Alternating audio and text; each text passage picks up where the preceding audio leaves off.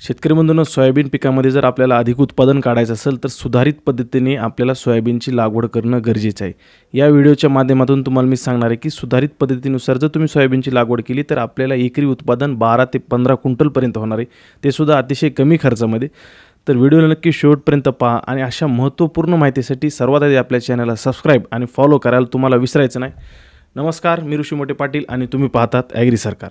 शेतकरी बंधूंनो, महाराष्ट्रामध्ये मोठ्या प्रमाणामध्ये सोयाबीनची लागवड होते, पण सरासरी उत्पादकता ही 5 ते 7 क्विंटल एवढीच आहे. तर एवढं कमी उत्पादन येण्याचे कारण जर बघायला गेलं तर मुख्य कारण आहे तर कोरडवाहू शेती असेल, अपुऱ्या तंत्रज्ञानाचा वापर असेल, उगवण क्षमता बियाणाची तपासणी नसेल, अयोग्य खतांचा अतिरिक्त वापर असेल, तसंच बीज प्रक्रिया न करणं असेल आणि महत्त्वाची गोष्ट की तण व्यवस्थापन नीट करणं असेल. ह्या जर गोष्टी नीट नाही केल्या तर आपल्याला सोयाबीनच्या उत्पादनामध्ये घट येणार आहे. तुम्ही सुद्धा अतिशय सहजरित्या ह्या उपाययोजना जर केल्या तर तुम्हाला एकरी 12 ते 15 क्विंटल उत्पादन सोयाबीनमध्ये मिळून जाणार आहे. तर सर्वात आधी येते मित्रांनो जमिनीची निवड. सोयाबीनसाठी सर्व प्रकारची जमीन चालते आपल्याला. मध्यम असेल, भारी जमीन असेल, फक्त हलक्या जमिनीमध्ये थोडं उत्पादन कमी येतं, मात्र सर्व प्रकारची जमीन ही सोयाबीनसाठी चालते. ज्यांची जमीन चिबाडाची किंवा पाणी धरून जमीन ठेवणारी जमीन आहे, अशा जमिनीमध्ये तुम्ही BBF पद्धतीने किंवा टोकन पद्धतीने सोयाबीनची लागवड केली रुंद सरी वरंबे पाद्यावर तर पाणी धरण्यात जो प्रॉब्लेम आहे तो सुद्धा होणार नाही. त्यामुळे जमिनीची निवड करताना तुम्ही सोयाबीन सर्व प्रकारच्या जमिनीमध्ये लागवड करू शकतात. त्यानंतर महत्त्वाचा विषय की आपल्याला सोयाबीन पेरणीसाठी बीज प्रक्रिया करणं हे अतिशय महत्त्वाची गोष्ट आहे. आता बीज प्रक्रिया करताना जर तुम्ही सीडच्या बॅगा म्हणजे कंपनीचं बियाणं जर घेतलं, त्यामध्ये थायरम लावून आलेलं असतं किंवा त्याला थायरमची बीज प्रक्रिया केलेली असती, नसेल तर त्यामध्ये थायरमची पुडीसुद्धा येते. तुम्ही महामंडळाचं जरी बियाणं घेतलं किंवा तुम्ही इतर खाजगी कंपनीचं वाण जरी घेतलं तरीसुद्धा त्यामध्ये असा थायरम आपल्याला आढळून येतं. नाहीच तर तुम्ही ट्रायकोडर्माची बीज प्रक्रिया करू शकतात बुरशीजन्य रोगांसाठी. तसंच थायमॅक्टोझॉनची सुद्धा आपल्याला बीज प्रक्रिया करता येते. भविष्यामध्ये जो खोडमाशीचा प्रॉब्लेम येतो तो शेतकऱ्यांसाठी थायमॅक्टोझॉनमुळे अतिशय चांगला रिझल्ट येतो. तुम्ही थायमॅक्टोझॉन, ट्रायकोडर्मा असेल किंवा थायरम ह्या स्वस्तातल्या बुरशीनाशकाची, कीटकनाशकाची बीज प्रक्रिया करू शकतात. नाहीतर सर्वात चांगला आणि थोडासा महागडा जर पर्याय बघायला तर सॉल कंपनीचं कॅस्केड आहे. त्याच्यामध्ये बुरशीनाशक आणि कीटकनाशक दोन्ही घटक असल्यामुळे आपल्याला अतिरिक्त वेगळं काही करायची गरज पडणार नाही आणि भविष्यातले बुरशीजन्य रोग आणि कीटकांपासून सुद्धा सोयाबीनचा बचाव होईल. हा झाला मित्रांनो आता सोयाबीनला बीज प्रक्रिया करायचा विषय. तुम्हाला जमिनीची निवड सांगितली, मी बीज प्रक्रिया सांगितली. आता सोयाबीनची पेरणी नेमकी कधी करायची? सोयाबीनची पेरणी मित्रांनो आपल्याला जूनच्या महिन्यामध्ये करायची. जुलैच्या महिन्यामध्ये जसं जसं आपल्याला उशीर होईल तसं आपल्याला उत्पादनामध्ये घट येते. साधारण जर पाऊसकाळ जर बघितलं तर 8 जूनच्या पुढेही पेरणी होते, काही ठिकाणी 15 जूनच्या पुढे होते, 20 जून, 25 जून, म्हणजे जूनमध्ये जी पेरणी होईल त्यामध्ये आपल्याला उत्पादन क्षमताही अधिक मिळणार आहे. जुलैमध्ये उतारा कमी येणार आहे आणि 15 जुलैच्या पुढे तर पेरणी न केलेलीच बरी सोयाबीनमध्ये. हा झाला मित्रांनो पेरणी कधी करायचा प्रश्न. आता पेरणीसाठी योग्य अंतर कोणतं ठेवायचं? जर तुम्ही ट्रॅक्टरने सरळ पेरणी करत असाल, म्हणजे बैलाच्या साहाय्याने तिपणीने पेरणी करा किंवा ट्रॅक्टरने करा, तर आपल्याला 18 इंच अंतर ठेवणं 2 फणामधलं किंवा 2 ओळीतलं अंतर 18 इंच ठेवणं अतिशय योग्य आहे. आणि 2 बियातलं अंतर किंवा 2 रोपातलं जर अंतर आपल्याला बघायचं झालं तर ते 2 ते 3 इंच हे खूप झालं पेरणीसाठी. आणि जर तुम्ही टोकन यंत्राने लागवड करत असाल तर 2 बियातलं अंतर आपल्याला ठेवायचं आहे 6 इंच.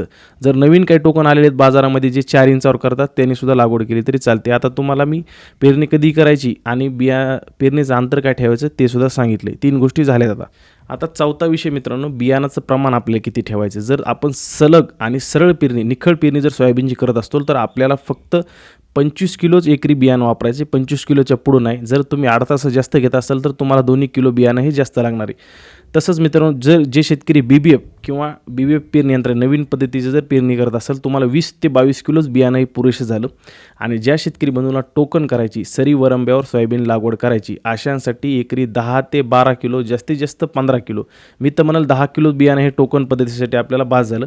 या तिन्ही पद्धतीनुसार तुम्ही बियाणाचं प्रमाण निवडायचं आहे. तुम्हाला आत्तापर्यंत जमिनीची निवड सांगितली, नंतर बीज प्रक्रिया करायची सांगितली, पेरणीचं अंतर सांगितलं, पेरणी कधी करायची ते सुद्धा गोष्ट सांगितली आणि आता तुम्हाला एकरी बियाणाचं प्रमाण किती वापरायचं आहे. आता उगवण क्षमता आपल्याला तपासणं हे सोयाबीनचं गरजेचे आहे की नाही. जर तुम्ही घरचं बियाणं जर सोयाबीन पेरणीसाठी वापरत असाल तर आपल्याला प्रत्येक वर्षी उगवण क्षमता ही तपासायची आहे. करायचं काहीच नाही, 100 बिया तुम्हाला एखाद्या ओल्या सुतळीच्या पोत्यावर आपल्याला 1 इंचाच्या अंतरावर आपल्याला ठेवायचे. नंतर 100 बियाची उगवण क्षमता आपल्याला तपासायची. जर 70 बियाचं जर आपल्या वापल्या तरी सोयाबीनसाठी जे बियाणं वापरायचं ते 25 किलो ते 27 किलो तुम्ही वापरू शकतात. 70पेक्षा जसं कमी येईल तर तसं तुम्ही 5 किलो बियाणे वाढवायचे. साधारण आपल्याला 70% ही उगवण क्षमता पाहिजेच, तरच आपण 25 किलो बियाणं वापरू शकतो. ही झाली उगवण क्षमता तपासण्याची शास्त्रीय पद्धत. आता शेतकरी बंधूंनो, सोयाबीनमध्ये आपल्याला आंतरपीक घेता येतं. आंतरपिकामध्ये सोयाबीनला जर मित्रपीक कोणतं असेल तर ते तूर आहे. तुम्ही सोयाबीनच्या 3 काकऱ्या आणि तुरीची 1 काकरी अशा प्रकारचं आंतरपीक घेऊ शकतात, किंवा सोयाबीनसोबत उडीद आणि मूग हे दोन्ही पिकं चालतात. पण फायदेशीर जर पीक उत्पादनामध्ये वाढ करायची असेल तर आपल्याला सोयाबीन तूर हे सर्वात चांगला पर्याय आहे. हे झालं मित्रांनो आंतरपिकाचा विषय. आता सोयाबीनमध्ये तण व्यवस्थापन करणं अत्यंत गरजेचं आहे. सोयाबीनच्या उत्पादनामध्ये घट येण्याचं 50% महत्त्वाचं कारण कोणतं असेल तर ते तण व्यवस्थापन आहे. तण व्यवस्थापन जर केलं तर आपल्याला सोयाबीनमध्ये चांगली उत्पादनामध्ये चांगली वाढ होणार आहे.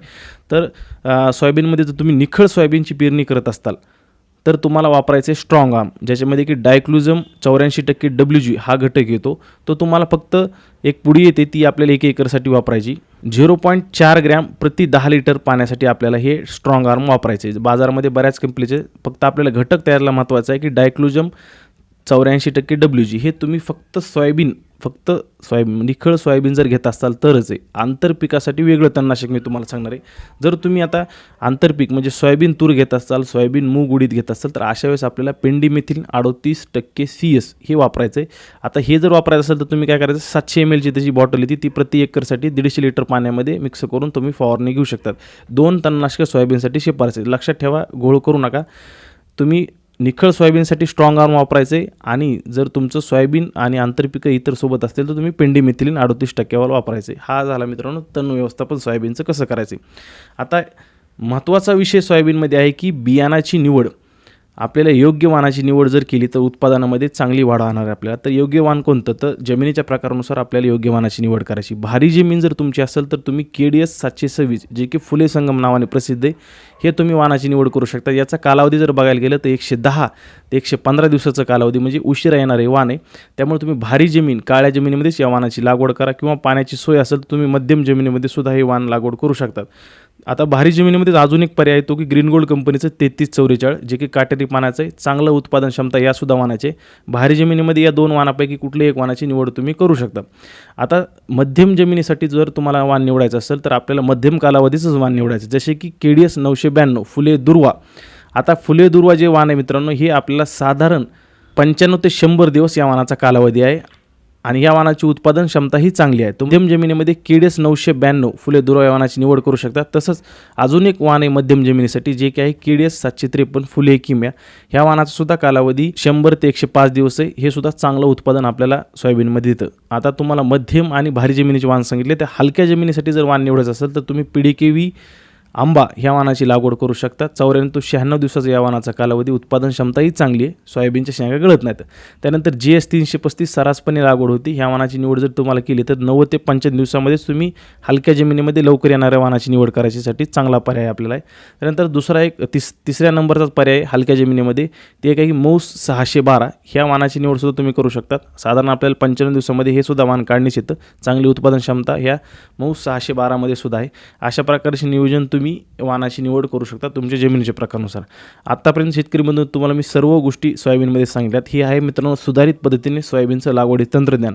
तर शेतकरी बंधूंनो, अशा प्रकारे तुम्ही सोयाबीनचं जर योग्य प्रमाणे व्यवस्थापन केलं तर तुम्हाला निश्चितपणे सोयाबीनमध्ये एकरी 12 ते 15 क्विंटलचं उत्पादन होणार आहे. सरासरी सोयाबीनची उत्पादन क्षमता ही 10 क्विंटलपर्यंत आहे. ज्या शेतकऱ्यांना सोयाबीन पिकामध्ये मार्गदर्शन हवंय, अधिक उत्पादन काढायचं आहे, अशांसाठी आपण अतिशय माफक दरामध्ये सोयाबीन लागवड ते काढण्यासाठी मार्गदर्शन सेवा उपलब्ध केलेली आहे. तुम्ही खाली दिलेल्या क्रमांकावर संपर्क साधून फक्त 99 रुपयामध्ये सविस्तर सल्ला हा घेऊ शकतात. शेतकरी म्हणून तुम्हाला एक महत्त्वाचं काम करायचं की आपल्या व्हिडिओला जास्तीत जास्त तुम्हाला सबस्क्राईब आणि फॉलो करायला विसरायचं नाही. महत्त्वपूर्ण माहिती इतरही शेतकऱ्यांसाठी पोहोचण्यासाठी तुम्ही या व्हिडिओला जास्तीत जास्त लाईक आणि शेअर सुद्धा करा. भेटूया पुढच्या व्हिडिओमध्ये. धन्यवाद. जय महाराष्ट्र.